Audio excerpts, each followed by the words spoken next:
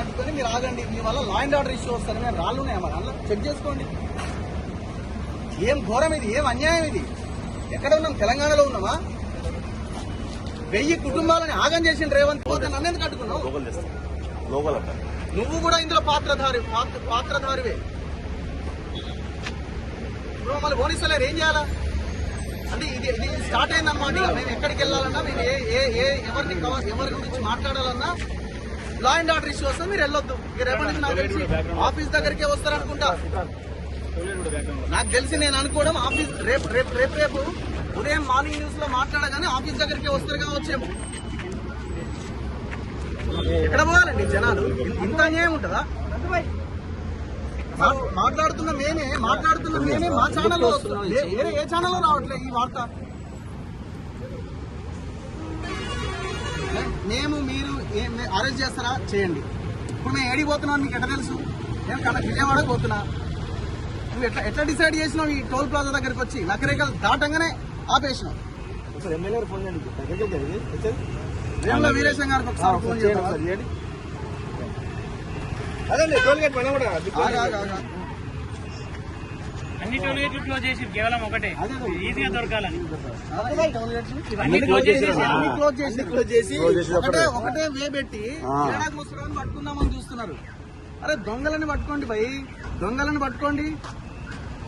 ఉమ్మల్ నాగేశ్వరరావుని arrest చేయండి. కొడుకు అల్లుడి పేరుతో మొత్తం వాడు 8 మంది కమ్మోళ్ళు కలిసి తెలంగాణ భూముల మీద పడ్డారు. భూదాన్ భూముల మీద పడ్డారు. అరే 1954 పహానీలు ఆ భూములు భూదాన్ భూములు అని చెప్తున్నది. భూదాన్ యజ్ఞ బోర్డు 62 ఎకరాలు ఆ పేదలకు ఇచ్చేసింది ఇళ్ల స్థలాలు. రెవెన్యూ వాళ్ళు వాళ్ళకి కేటాయింపు చేసి లేఅవుట్ చేసి మొత్తం ఇవ్వాల్సింది పోయి 10 ఏళ్లుగా గుడిసెలేసుకున్న వాళ్ళని అన్యాయంగా రోడ్డు పాలు చేస్తున్నారే. అసలు అక్కడ తప్పే జరుగుతలే అన్నప్పుడు రేవంత్ రెడ్డి నువ్వు ఇంత పెద్ద మొగోనివని నేను అనుకోలేదు నాయన. ఇంత పెద్ద దార్కాడు అని నేను అనుకోలే. నువ్వు మమ్మల్ని అడ్డుకుంటే ఏమొస్తుందా బాబు? పొంగులేటి శ్రీనివాసరెడ్డి తెలవకుండా జరుగుతుందా రెవెన్యూ మంత్రికి? రెవెన్యూ మంత్రి అంటున్నాడు అక్కడికి వెళ్ళిన వాళ్ళ కలెక్టర్ కాన్ఫరెన్స్ కలిపితే అంటున్నాడు కలెక్టర్, లేదు సార్ మీకు గతంలో 6 నెలల కింద చెప్పినావు అంటున్నట. మరి ఇప్పుడు చెప్పాలి కదా, 6 నెలల కింద ఎట్లా చెప్తామనంటే సైలెంట్ ఉన్నాడు, మాటలు లేవు. ఇప్పుడు మొత్తం పోలీసులు మీరు ఏం చెప్పండి, ఇక్కడ ఎంతసేపు ఆపుతారు చెప్పండి, మీరన్నా చెప్పండి.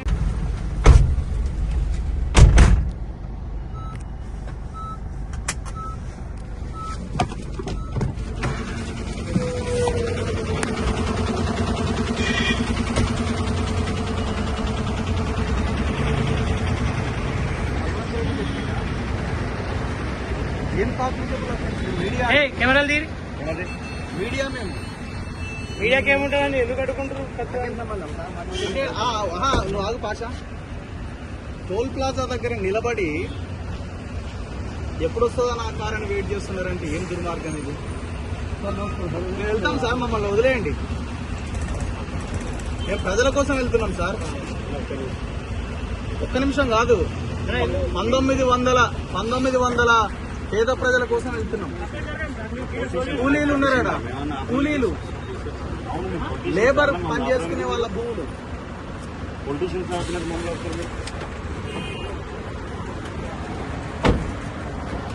పోనీయండి సార్ మమ్మల్ని, దయచేసి. ఏ రకంగా ఏమవుతుంది హైవే ఏమన్నా మీద మొత్తం ఎట్లా ఆపుకుంటారు? మీరు పక్క జరగండి సార్, ఫస్ట్ పక్క జరగండి సార్. ఫస్ట్ ఏం చేస్తారు? చెప్పండి. ఏం చేస్తారు? ఏం ఇన్ఫర్మేషన్? విజయవాడ వినండి, ఇది ఒకటే ఓన్లీ ఖమ్మం ఇది. విజయవాడ వెళ్ళదా? ఖమ్మంలో అడుక్కోండి. మీరు ఇక్కడ అడుక్కునేది, మీరు ఇక్కడేంది అడుక్కునేది? మీరు ఇక్కడ అడుక్కునేదండి, మీరు ఇక్కడ అడుక్కునేదండి. దేనికోసం అడుకోలేము? పక్క జరగండి. చెక్ చేసుకోండి. ఏం చెక్ చేస్తున్నాం? చెక్ చేయాలన్నా సార్, చెక్ చేయండి. రీజన్ ఏంటో చెప్పండి. రీజన్ చెప్పండి. చెక్ చేయండి. ఏ స్టేషన్ సార్? ఏ స్టేషన్? కేతపల్లి PS. సరే, మీకు పైనుంచి ఆర్డర్స్ వచ్చినాయి. ఏమైనా ఆర్డర్స్ వచ్చినాయి? కాగ్నిజిబుల్ అఫెన్స్ అయ్యే అవకాశం ఉన్నది. కాగ్నిజిబుల్ Preventive అఫెన్స్ అంటే తీసుకోవాలి. కాగ్నిజిబుల్ అఫెన్స్ అంటే ఏదంటే లా అండ్ ఆర్డర్ ఇచ్చే అవకాశం ఎక్కడ అక్కడ లా అండ్ ఆర్డర్ ఎక్కడ ఎక్కడైనా కాదు. ఎక్కడ అవుతుంది? ఎక్కడైనా కాదు. ఇప్పుడు మేము అక్కడికి వెళ్తే లా అండ్ ఆర్డర్ ఇష్యూ ఏంది? పేదోళ్ళ గుడిసెలు కూల కొడుతున్నారని మేము అక్కడికి వెళ్తున్నాము. మేము పొలిటీషియన్స్ కాము, సార్ పొలిటీషియన్స్ కాము, మేము ఓన్లీ మీడియా జర్నలిస్ట్ గా మేము అక్కడికి వెళ్తున్నాము. మరి ఇది లా అండ్ ఆర్డర్ ఇష్యూ ఎట్లా అవుతుంది? చరిత్రలో మొదటిసారి అనుకుంటా జర్నలిస్టులు లా అండ్ ఆర్డర్ ఇష్యూ వస్తుందని చెప్పడం. చరిత్రలో మొదటిసారి. వెహికల్ సైడ్ తీసుకోండి. ఎందుకు తీస్తాను సార్, మీరు రీజన్ చెప్పండి. రోడ్డు మీద అబ్స్ట్రక్షన్ అయిపోయింది. ఏం అభ్యర్థి? మీరు ఆపిందే రోడ్డు మీద కదా సార్? రోడ్డు మీద అవును సార్. టోల్గేట్ అన్ని క్లోజ్ చేసి మేము వెళ్ళలే కదా. ఓకే సార్, మీరు వెళ్ళలేదు కరెక్టే. దేనికి ఆపినారని మేము అడుగుతున్నాం ఆపిన కదా. తర్వాత ఆపినా సార్, సైడ్ తీసుకోండి. ఇంత అన్యాయమా సార్? ఇంత అన్యాయమా? నీకు ఎట్లా తెలుసు మేము అడిగిపోతున్నామని? చెప్తా సార్. అంటే విజయవాడ పోతున్నా సార్, కనకదుర్గ మాత్రం దర్శించుకోవడానికి పోతున్నా. అదే సార్, వెరిఫై చేస్తాం. ఎట్లా మీరే వెరిఫై చేసి సార్, అరే ఏం అన్యాయం ఇది? ఎక్కడ పోతున్నామో నీకే తెలిసి సార్. ఏం అన్యాయం ఇది? విజయాలు పోతామో లేకపోతే సూర్యాపేట పోతామో నాకు అర్థం కాదు. ఎట్లా వస్తారు మీరు? ఎట్లా వస్తారు మీరు? తుమ్మల నాగేశ్వరరావు ఖబర్దార్, మీ వ్యవహారం ఏంటి?